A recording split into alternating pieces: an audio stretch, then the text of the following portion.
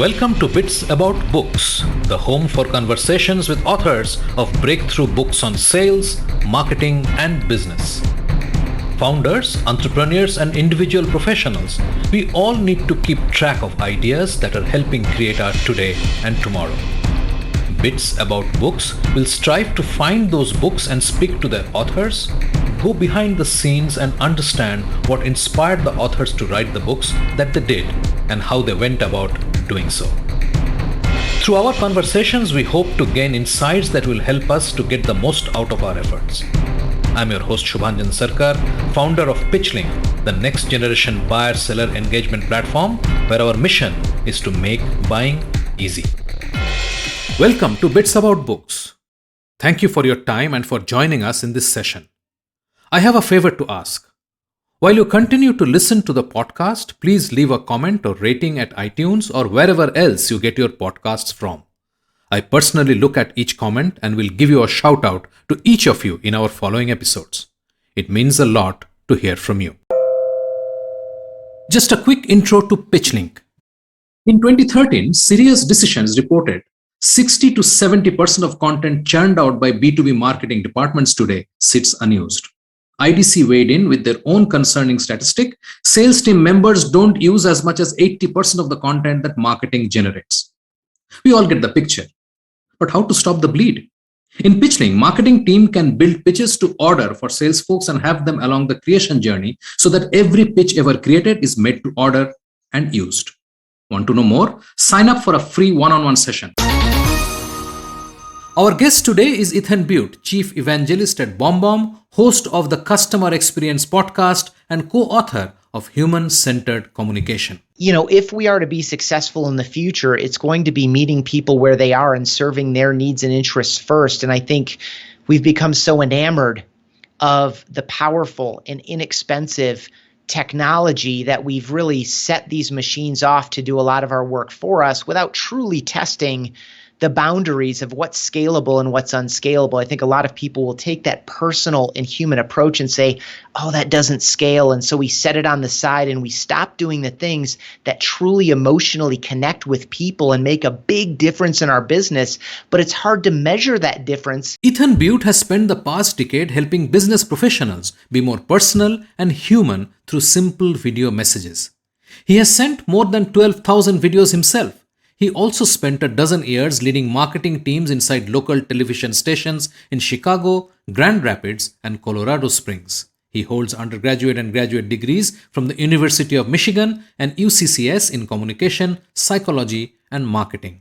He also co-authored Rehumanize Your Business. He lives in Colorado Springs with his wife and son. Now on to this insightful episode with Beute.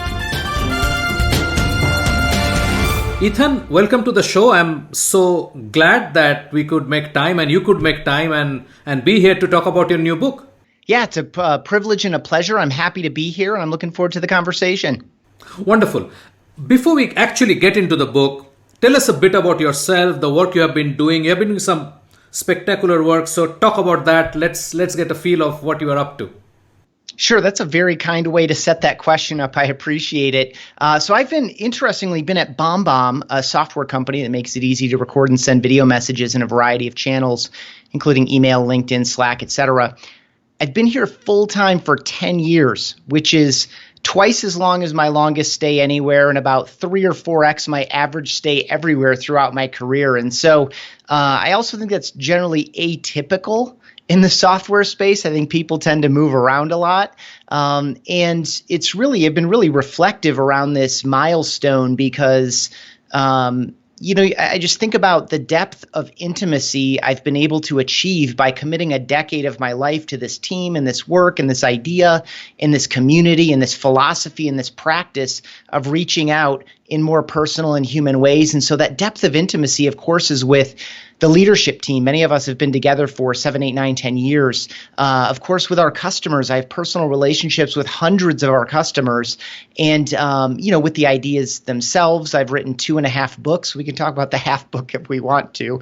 But, I've sent more than 12,000 video messages myself. And it's just, you don't get that deep into an idea unless you commit the time to it. I never would have been in a conversation with you about these topics if I had only committed, say, 2 or 3 or 4 years. So it's been a really great decade. This is an emergent philosophy and practice, using video messages in place of what would typically be faceless typed out text. Over the past few years, we've had a lot more competition come into the space. Many of them are backed by, tens of millions of dollars of some of the smartest venture capital in the space, which validates this idea that we established, about a dozen years ago and have been, in the market with for about a decade. From a bootstrapped position. So I started as VP marketing, first and only marketer for a while, grew the team out with our CMO and my co-author on both books, Rehumanize Your Business and Human-Centered Communication.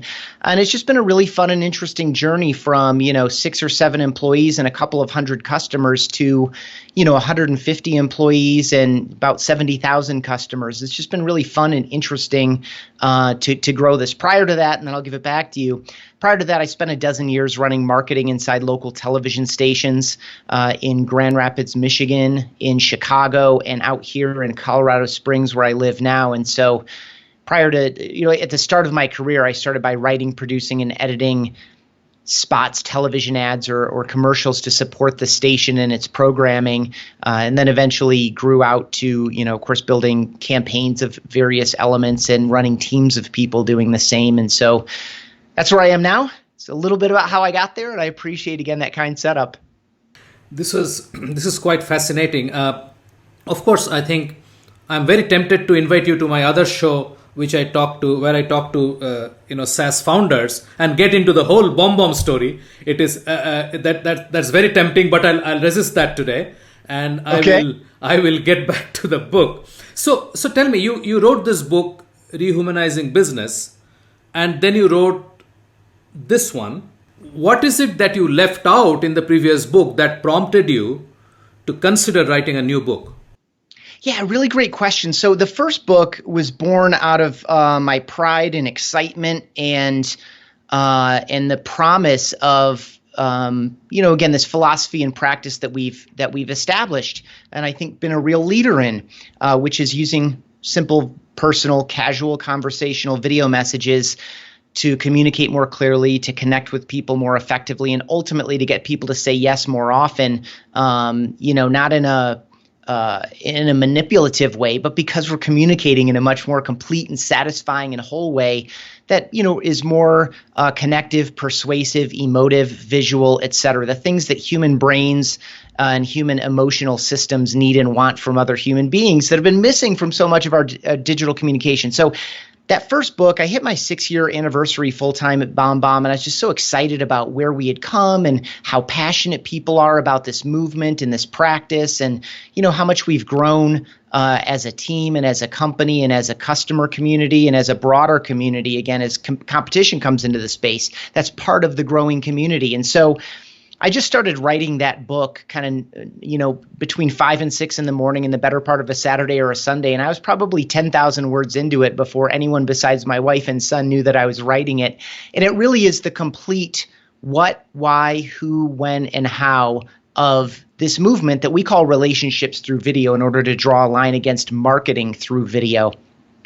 For human-centered communication, which we'll be releasing, in a couple of weeks. I don't know when this episode will release. It may be live already.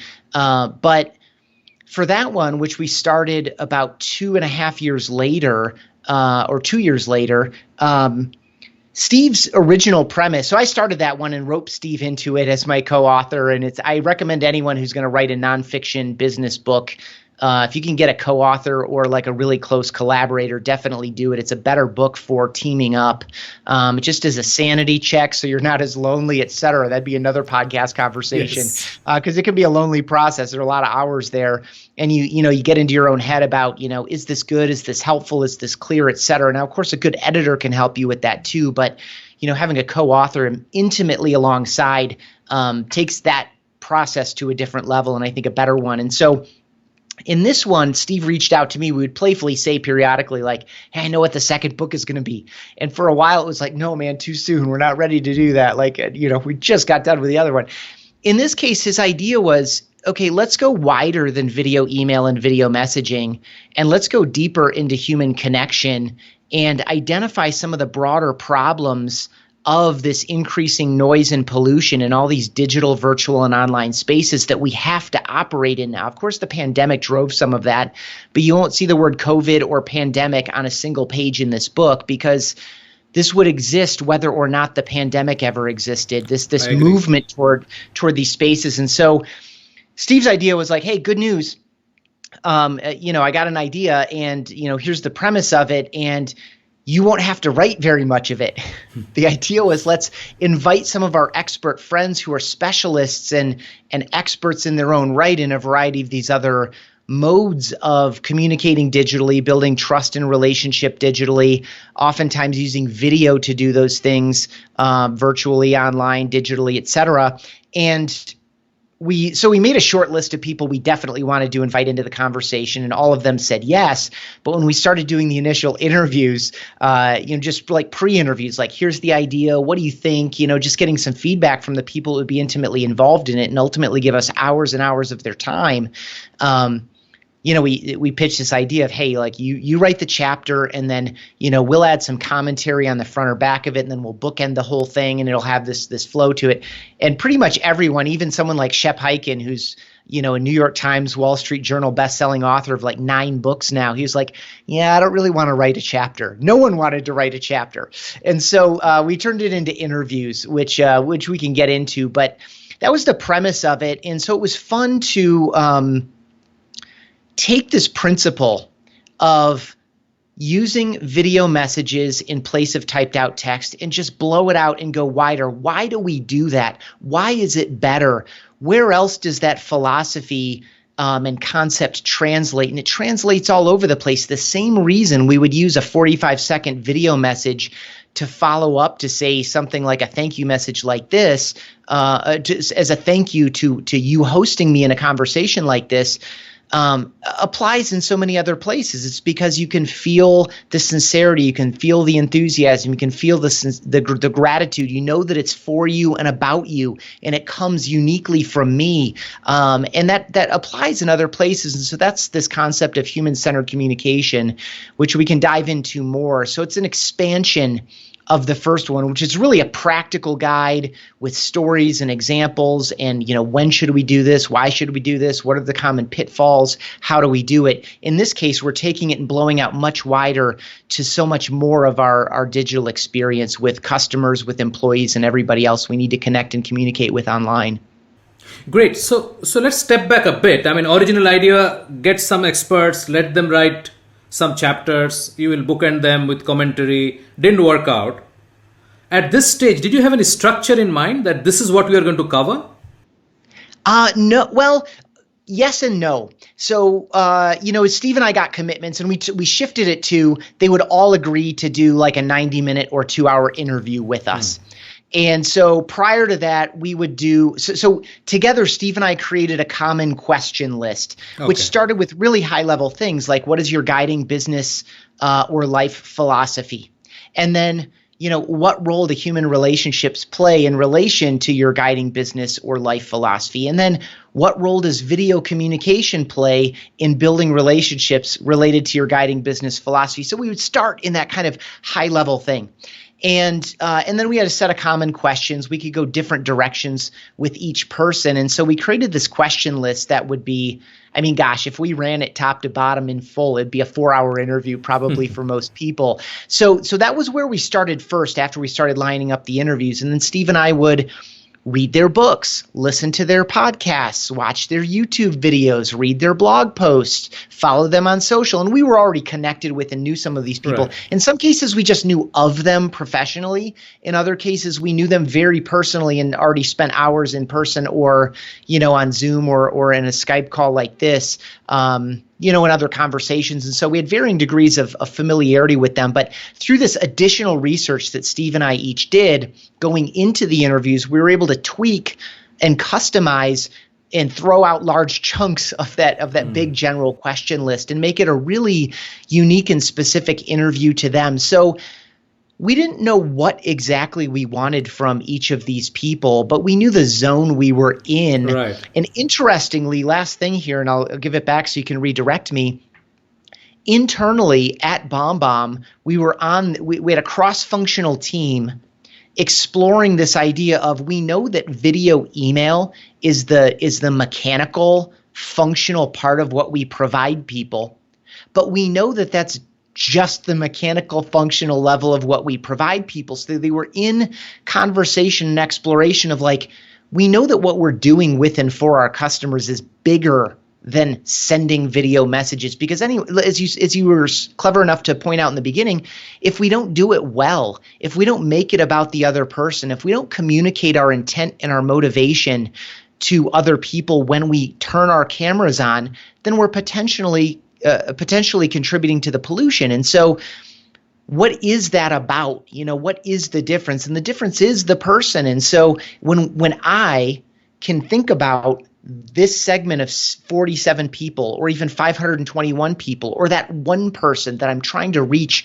or connect with on a live video call or in a recorded video message or any of the other places I'm communicating, if I can make it about them and make it easy for them to understand why they're getting it, what it's about, that I have their best interests in mind, the things that humans are naturally judging all the time, whether we're in person or online. And there are a number of impoverishments in our digital communication. It's emotionally and visually impoverished. So what can we do to satisfy the human need to understand, what's my opportunity here? Is it safe to proceed? Should I proceed? How do I even proceed if I do want to? And so we ended up with the language human-centered communication, with obviously the big challenge and impediment, not only to the limitations of the digital channels, but also this increasing digital pollution that pervades every digital space that we operate in. And so an internal team is coming up with this language and this approach. Steve and I are out doing these in-depth interviews, and toward the, after we had all the raw material, there was this process of trying to organize it in a manner that would honor both of those efforts. And I think it emerged in a very coherent package in Human-Centered Communication, subtitle, A Business Case Against Digital Pollution. So it was fun. It was challenging. It was a pleasure. It was, there's certainly a creative process to get the flow down between the individual people, because this chapters 3 through 13 are very much about these individual practitioners and what guides them and what they've learned in their careers and how they approach their online and virtual communication, sometimes with employees and potential recruits, very often with customers and potential customers, and ultimately with all of the stakeholders that are directly and indirectly responsible for our success in our businesses. So the sense I'm getting is the structure of the book was pretty fluid till the time you nailed all the interviews, and potentially the actual structure that we see today came about later and not at the beginning. Yeah, very much. I'm a worrying type of person. I operate very much from fear and imagining what could go wrong. And so, I had those concerns early on, and I had some anxiety about it. Like, I know we have a ton of good material here, but the shape wasn't clear yet. And so we started doing these interviews late last summer into the fall. I think the last one we conducted was in October or November of 2020. And that language emerged from our team internally sometime around that same window, October or so. And so that's when I really started mashing it up a little bit and trying to figure out what shape it could take. And I started writing properly it's toward the end of December. And because I had these heavyweight outlines, because I would, take the recorded interviews and get a transcript of them, and I was working like loose outlines. I was not physically, I guess, on my screen, I was manipulating the large passages of quotes and the unique stories that each person told. I was working with this and kind of thinking about it and worrying about it all along. And so I think something really good came together. And so what you have, of course, is an introduction. And if anyone wants that introduction, you can just email me, Ethan, ETHAN, @bombbomb.com, and I'll just send you the full introduction. And have the introduction. First chapter is the definition of digital pollution. That's the heaviest, longest chapter. What it is, why it matters, how it hurts us, whether or not we are polluters ourselves. And then the next chapter is this philosophy of human-centered communication, which blends the 30 or 40-year-old practice of human-centered design with daily digital virtual online communication. So what is that? Why do these things go together? How can we apply these principles of human-centered design to what we're doing every day? And then we start getting into these kind of person-featured chapters through chapter 13. And then at 14, we round up. We make the people in the chapters talk to each other, in part as a recap, and in part as a, seeing where they intersect. There are a couple points where people's opinions and philosophies and practices diverge. And so chapter 14 is kind of a roundup of the key strategies and philosophies we explored with these people.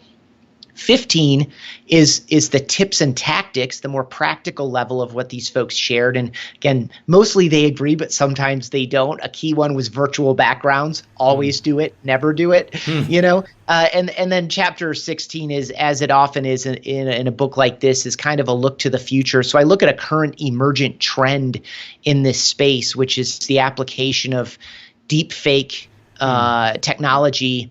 And, what does that mean? What does that say about human-centered communication? And I just really try to hammer home the idea that we don't need to throw anything away. This is simply a restoration of balance toward the more personal and the more human, restoring the balance of that human touch against the, pervasive tech touch where appropriate. And if we are to be successful in the future, it's going to be meeting people where they are and serving their needs and interests first. And I think we've become so enamored of the powerful and inexpensive technology that we've really set these machines off to do a lot of our work for us without truly testing the boundaries of what's scalable and what's unscalable. I think a lot of people will take that personal and human approach and say, oh, that doesn't scale. And so we set it on the side and we stop doing the things that truly emotionally connect with people and make a big difference in our business. But it's hard to measure that difference where it's easy to measure the effects of automation, for example, and time savings and productivity. I'm air quoting for listeners, productivity. We're so enamored of the efficiency gains that we lose sight of what's truly effective. So I'm not saying throw anything away, but it's a restoring the balance. So we really try to echo that theme and tie all the way back to the beginning and run that thread from the very first opening of the introduction through all 16 of those chapters there at the conclusion. So that's the structure. It's time for a short break. Stay with us. After the break, when you wind up in a group text message or a group LinkedIn message, and all of a sudden you pick up your phone and there are 85 messages there, and you're like, what is all this? And now you're in this group message that you never expected to be in. It would have been better as a one-off. So there are all these kind of innocent pollution. It slows us down. It confuses us. It frustrates us. It distracts us from why we turned our laptop on or why we picked up our phone, etc. You are listening to a Business Podcast Network original. Podcasting is the fastest growing content marketing opportunity, which is untapped. We can help you craft your audio strategy and help leverage the wide reach and easy streaming capability that the smartphone penetration provides. It is easy, it is powerful and personal. Talk to us to find out how podcasting can help you build your brand and reach out to your targets like never before. Write to us at bpn@bizcast.in. That is bpn@bizcast.in. Business Podcast Network. Podcasts end to end. welcome back. I'm Shubhanjan Sarkar, your host for Bits About Books and founder of PitchLink, the buyer-seller engagement platform. Let's dive right back into the episode where we left it. So let's touch upon the first one, the digital pollution bit. Where do you stand on that? There are many kinds of digital pollution. We offer a little 3-tiered taxonomy of it. The most not the most common, but the easiest and most fun one to talk about is the one that's just kind of frustrating or silly or annoying. That's the case where there's a typo or an autocorrect and you misunderstand it and it's perhaps embarrassing or even comical, and you kind of settle that out. Hopefully it's with a friend rather than a coworker or perhaps even a supervisor or a customer, but it happens to us all the time. And sometimes it's potentially dangerous, but typically we can kind of, oh, sorry, that was a typo, autocorrect. Or we use that emoji and we think that it lets someone know that we're joking, but it really feels to them like it's passive aggressive, and there's a little bit of confusion there. So there's no ill intent. This is also, when you wind up in a group text message or a group LinkedIn message, and all of a sudden you pick up your phone and there are 85 messages there, and you're like, what is all this? And now you're in this group message that you never expected to be in. It would have been better as a one-off. So there are all these kind of innocent pollution. It slows us down. It confuses us. It frustrates us. It distracts us from why we turned our laptop on or why we picked up our phone, etc. On the far other end of digital pollution is this really dangerous, threatening, what we call intentional pollution. Now, unlike environmental pollution, in environmental pollution, no one really intends to create that pollution. It's waste. It costs the company money to produce this output, whether it poisons our air, water, or soil. They're creating something that is a waste product, an inefficiency in their production process. Whatever they're trying to create or deliver, it's producing this waste. And instead of actually taking responsibility for it and paying for that inefficiency and building that cost into their cost structure, they cheat. And they're a little bit greedy and selfish, and they just dump it out onto the public in one way or another, and we pay for that in a variety of ways. Interestingly, so there's no motivation to create the pollution, but perhaps there's a motivation to permit it to be pushed out and externalized onto the public rather than taking responsibility. And certainly that's a greedy, dangerous, selfish thing to do. But with digital pollution, when you think about it, there is a great deal of profit motive in creating this intentional, dangerous digital pollution. Ransomware, malware, phishing schemes, cyber attacks, denial of service, all of these things where people can set up these traps and it's producing money for them while they sleep, right? And it's super dangerous and it's constantly moving ahead as cybersecurity and other things are trying to catch it. Now, most people reading this book certainly have to be aware that they're operating in an environment that has a lot of intentional pollution in it. It means, is it safe to download this? Is it safe to click that link? Is this from who it says it's from? We've all received those emails that are like, your PayPal account is about to be shut down, and then you hover over the email address and it is not from PayPal, and they want you to click that link in order to trigger something, And so anyway, it means that trust is harder to build and more fragile in these spaces, again, even if you're not polluting. Now, those are the two extremes, and the big fat middle is consequential pollution, and you're likely creating it whether you intend to or not. And so we explore what is this consequential pollution, its subjective nature that each person gets to decide. Kind of a really easy way to think about it is for those people listening that are not segmenting their database or reaching out in a personal way. They're just taking every email address they've ever received, or heaven forbid, buying contact lists and just dumping messages and ads at those people. It's definitely polluting the environment. There's not enough discipline there. There's not enough focus. And you're teaching people to ignore and delete you. As a consequence, those humans' behaviors are teaching the machines to ignore and delete you, because machines will increasingly control what we see, what we have access to. It's protecting our time and attention. It's operating on our behalf.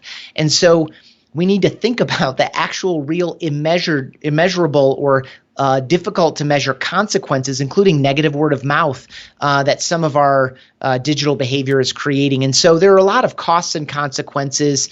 That's perhaps more than you maybe wanted on that response. And there's a lot more, of course, we can talk about. But it's important to understand that we're creating digital pollution very often, even though we don't intend to. It's highly subjective, and each person gets to decide on a contextual moment-by-moment basis whether or not you are polluting their social feed or their inbox or their text messages or whatever. That this polluted environment hurts us and our ability to reach people and get attention and build trust and create engagement, whether or not we're polluting. And of course, we need to all acknowledge that we probably have some behaviors to manage all the pollution that faces us every single day. Do you see emergence of personal AI bots where I can set up a system which will say, okay, these are the people or these are the things I want to look at. The rest you just filter out, whether it's inside my mail or inside my LinkedIn profile or inside whatever. Do you see any signs of such technologies coming up? Yes, absolutely. I think the earliest version of it are all of the kind of, they're the if this, then that type solutions where it's typically a third party, although someone like Gmail, years ago, they put in a lot of inboxes that tabbed environment where they're, preemptively saying, this is probably a promotion. This is probably an update. This is probably related to social. This is probably relevant to you, so it's in the primary. This is probably spam, so it's in spam. And of course, marketers and salespeople were out of their minds about it. Like, oh my gosh, how dare they, put my mass blast marketing message in a promotion folder? How do I get around that? And it's just this like, you're mass blasting 6,200 people at a time with a uniform message without much specific care. Like, what do you think should happen to that? So those are some of the crude things. And then people can, again, use third-party software to write, rule sets. And some of the tools themselves do allow you to write rule sets. And then what happens is slowly over time, we're going to see more and more of the, whether it's basic automation, like if this happens, then make that happen. That's basic automation. We'll certainly see, and I'm sure it exists in a tool like Superhuman, for example, that's a kind of a meta email management thing that comes up in the book.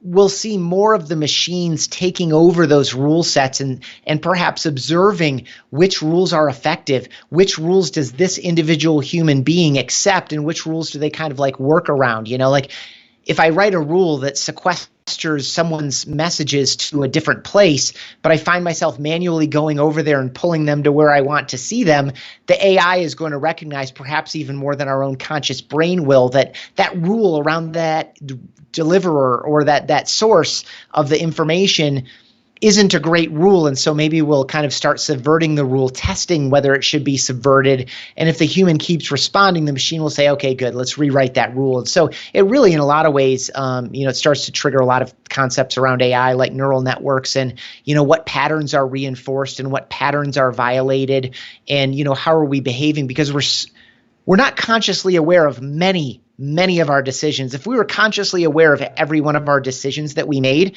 we would be exhausted by breakfast. Absolutely. Let's move on to the experts that you cover. I think 10 or 11 of them have been featured in your book. What were the major areas of agreement that you found and those of disagreement? You didn't mention about the virtual background, but what are the basic agreements and disagreements that you found? Sure. So just a quick pass on the experts. Again, these are people that we knew or knew of. There's several of them are sales experts, sales trainers, sales like architects. They're designing go-to-market strategies and things like that. We have a marketing futurist from Salesforce. We have an emotional intelligence expert with 7 U.S. patents in the analysis of facial coding data. We have the CEO of Remax, one of the most recognized brands in real estate in the world.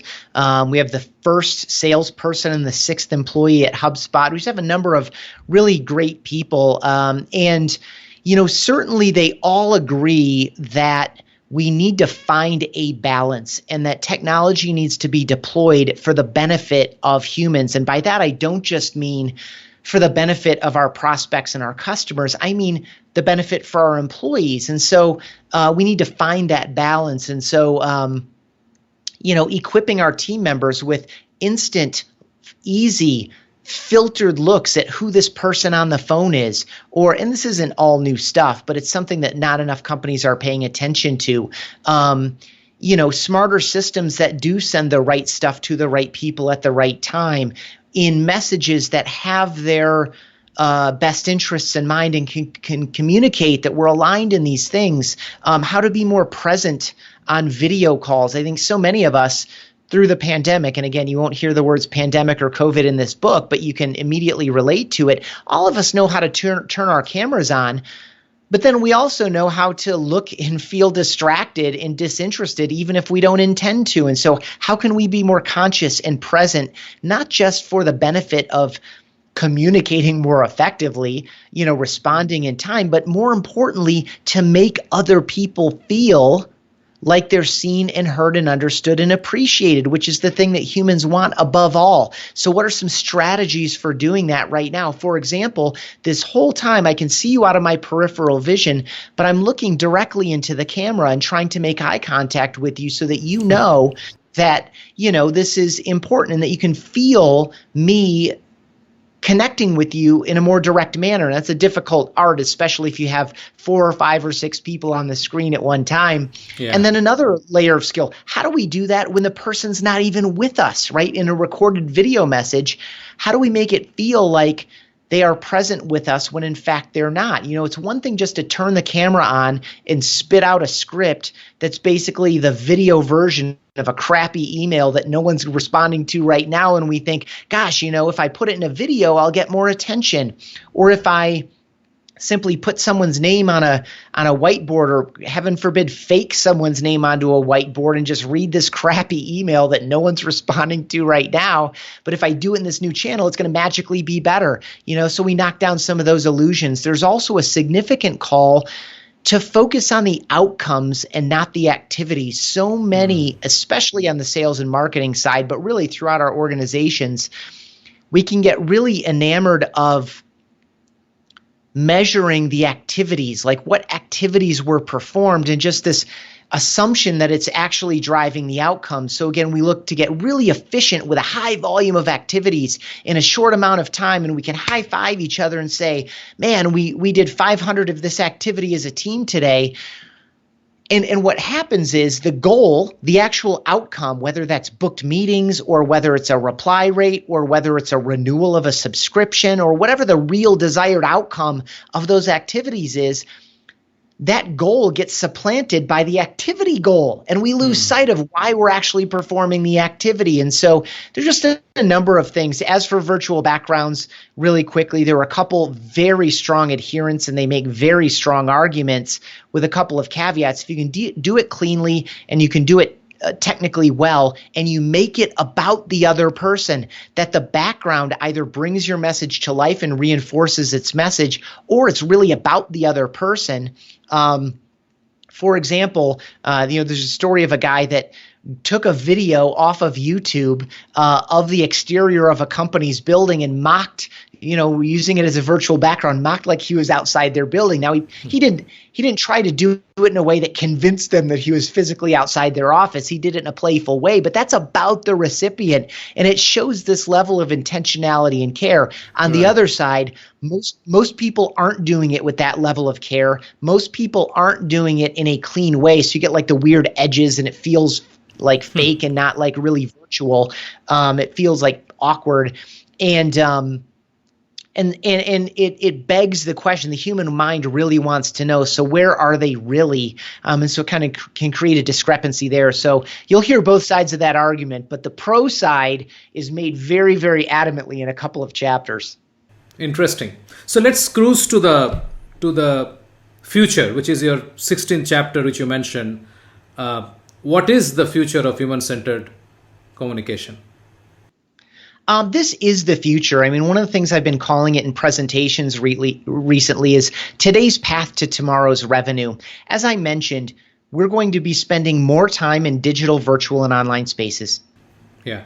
In addition, these spaces are going to be noisier and more polluted than ever.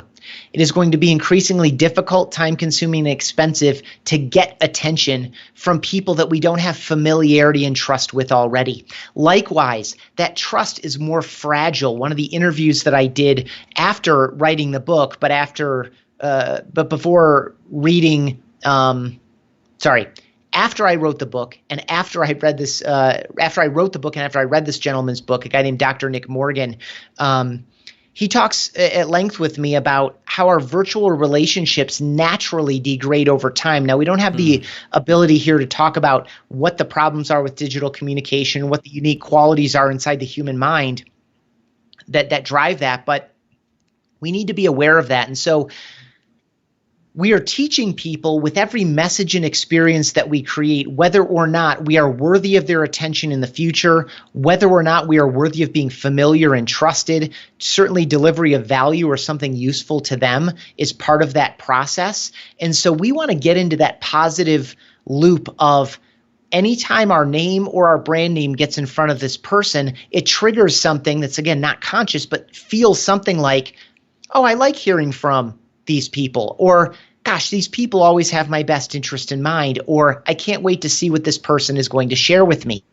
right? And that only happens when we earn attention the right way, value that attention by delivering something useful or interesting or helpful, and doing that in a repeated fashion. Now, if we don't do that, we're teaching those people, and as a consequence, the machines, that we may or may not be worth their attention the next time that it comes up. And so this loop of either falling into the ignore delete pile, we may never get away from that pile. I mentioned superhuman before. Not only can we say, I don't want messages from this person anymore, we can also say, I don't want messages from this domain anymore.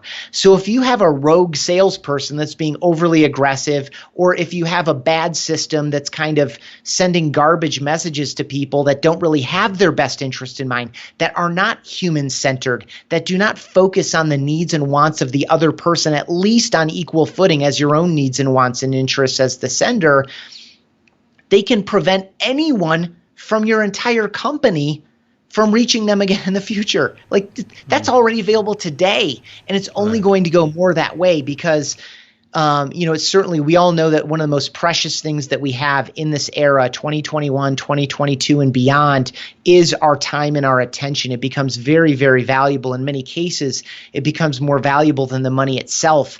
And so certainly machines are going to operate in our interests. We're going to seek tools and processes and filters and systems that protect our time and our attention. And we need to know that we're operating this environment. And we need to know that no matter how many machines are put on these tasks and these opportunities, that people are still ultimately behaving in a way that's based on how they think, which is based on how they feel, which is subconscious, it's emotional, it's pattern-based, and we need to be on the positive side of that pattern, and we can't cheat our way there. We need to earn it. One final question. There is no debating of the fact that we are possibly in a hyper communicative society, right? So yes. So even if you're thinking of the quantum of communication you get from your friends and known circle, which have nothing to do with your business or your professional life, itself is overwhelming. And obviously we are still grappling with how much we should forward, how much we should share, do we have some responsibility of what we share, do we see whether it's fake news and so on and so forth. And these are also new nuanced issues that are emerging, which we are not really very conversant with basically, right? Because it's a new era. When it comes to business, we are getting 10 times more than what our personal network is pushing to us without asking for it. Where do you think this balance is going to settle, especially when you talk about human-centered communication? Yeah, I think once the consequences of continuing to operate from this more of a mass mindset, mass production, mass media, uniformity, homogeneity, most of the tech is going toward where it needs to go, which is beyond segmented to personalized to ultimately to markets of one. We want to reach people and address people in a truly personal way. And that's what machines are doing. But there's still this, this human attachment to volume and, larger numbers and, settling for an improvement from 2.6% to 2.9%. We can high five ourselves on that increase in conversion rate while ignoring the 97.1% failure rate, and how much of that 97.1% failure rate, my made up scenario there, is actually super negative, is in that ignore delete block by humans, ignore delete block by machines. And as that grows and as it really starts to cost us something, because one of the numbers you'll hear is, if you want to get someone's attention, in a prospecting situation, you now need 17 impressions instead of, just a few years ago it was 12, and a few years before that it was 7. It's like, you can continue to play that game, but that's not the winning play because it just gets more difficult and more expensive. And so either the business model will force it or someone will wake up and know intuitively, again, basic golden rule treatment. The golden rule comes up a couple of times in the book, and it's present in every single religious and philosophical system that you encounter. Perhaps not every single one, but dozens. I mentioned a couple dozen in the beginning of chapter 2. If we think about why we're sending our team members off to do things that we know we hate, we know we don't respond to, we know don't work when we receive them, why would we do that to our potential customers? Absolutely. And so once we kind of wake up to that dynamic a little bit, we'll either wake up to it because we'll start to realize efficiency and effectiveness gains by being a little bit more conscious and intentional, or the business model will force it. It's no longer profitable to do this junk anymore. So we have to change. One of those two things will force it, but I think we'll come out on the right side of it. Last thing here, for folks that aren't familiar with human-centered design, IDEO, who we mentioned in the book, is its foremost proponent, practitioner, adherent. They've been doing it for decades. They designed the first Apple mouse using human-centered design principles. They've designed water systems in Africa using these design systems and principles, and all kinds of other products and services and systems and processes. So whether you learn about it by reading Human-Centered Communication or listening to a podcast like this or listening in on a webinar or a presentation that Steve or I give, or you just go out and learn about human-centered design on your own, the basic principles, if you start applying them to more of the systems, whether they're communication systems or other systems, or even unique individual messages as a product unto itself, or in your product or service design on whole, you will see benefits to your business. You'll see more engaged and more satisfied employees, and you'll also see more satisfied and engaged prospects and customers. And that is a net benefit to humanity as a whole, not just to your business success. Bits About Books is brought to you by PitchLink, the buyer-seller engagement platform. PitchLink makes buying easy by enabling high-quality engagement between buyers and sellers through its presentation and discussion modules. Sellers create customized sales narratives using sales collaterals and personal videos and reach out to prospects through a non-intrusive, buyer-qualified engagement. PitchLink requires no installation or download and holds the entire repository of sales collaterals and buyer-seller conversations. Talk to us to know more about how you can engage with customers without intrusion. Call us on 99021 631 32. Ethan, I can literally continue for the next half hour. There are so many points here. It's impossible to sort of encapsulate all of them. I do hope that we'll have an opportunity to talk again. There are so many pointers that I want to talk about, and I really enjoyed our chat, and I hope you had a good time. I absolutely did. I really appreciate it. Happy to talk about the BombBomb story on your other show. Happy to talk about these themes and actually monologue a little less and converse a little bit more. I'm just obviously really passionate about these ideas. I appreciate the opportunity to talk through them, and I'd be happy to be in conversation with you again anytime. Ethan, thank you so much. Thank you. We have a fantastic lineup over the next couple of episodes with great conversations on breakthrough books with Peter Cohan, Park Howell, Julie Hansen, and Andrea Walls. Subscribe in your favorite podcast app so you do not miss a single episode. Thanks for listening. Thank you for being with us today on Bits About Books, where we talk to authors about breakthrough books on sales, marketing, and business. We hope this conversation helped inform and motivate as we all navigate a rapidly changing business environment. For us, these are enlightening conversations enriched with knowledge and expertise. We encourage you to go out and buy the book to learn firsthand and implement some of the great ideas we discussed today.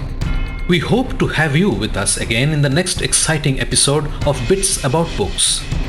If you liked what you heard, subscribe to the show in your favorite podcast platforms like iTunes, Google Play, Spotify, or wherever else you get your podcast from, and give us a rating while you are at it. This Bizcast original podcast is produced for PitchLink, the next generation buyer-seller engagement platform, where the mission is to make buying easy. Hosted by Subhanjan Sarkar and produced by Rajiv Aditya. See you next time and have a wonderful day.